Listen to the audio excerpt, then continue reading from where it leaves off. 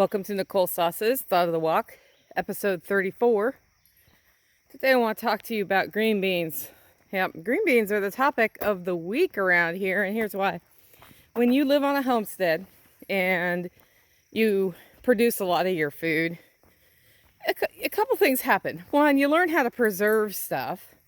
But two, there are times of abundance, especially in the vegetable garden for specific vegetables. And we've kind of gone through a squash glut. We may get a second wave.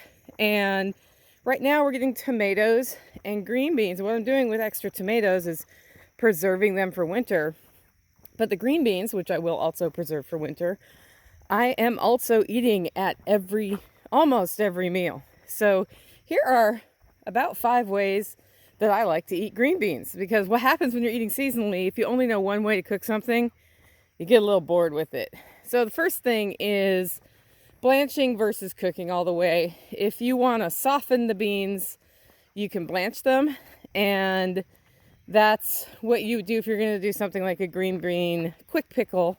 You can do them raw, they're crunchier. It depends on if you want a soft mouthfeel or a more al dente mouthfeel. But what you do is you drench the green beans in lemon juice or vinegar in a bowl, and you don't have to cover them like swimming in it, but I just like toss them in it. And I dice up onions and put salt in there, and I stir it all up and leave it on the counter for about 45 minutes or an hour, stirring every so often. If you don't have a situation where you can leave that on the counter, go ahead and do that in your fridge, no big deal. But before I do that, I blanch them and cut them up.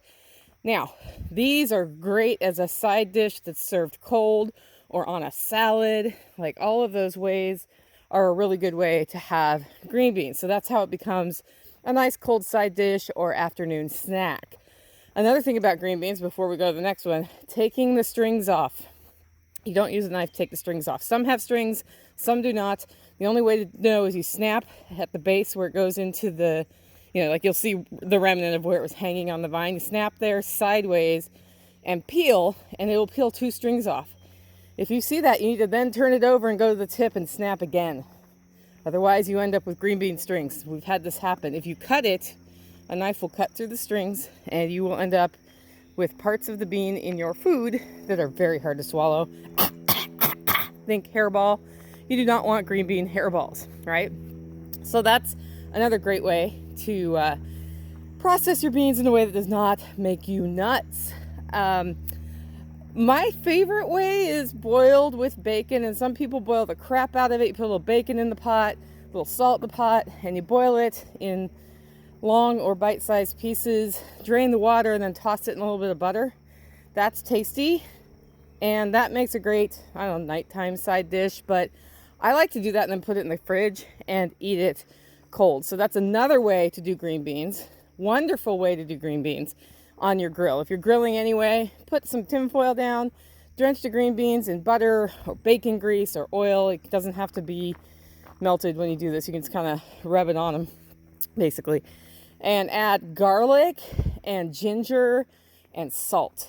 And then grill that on your grill while you're doing the grilled meats that you're doing.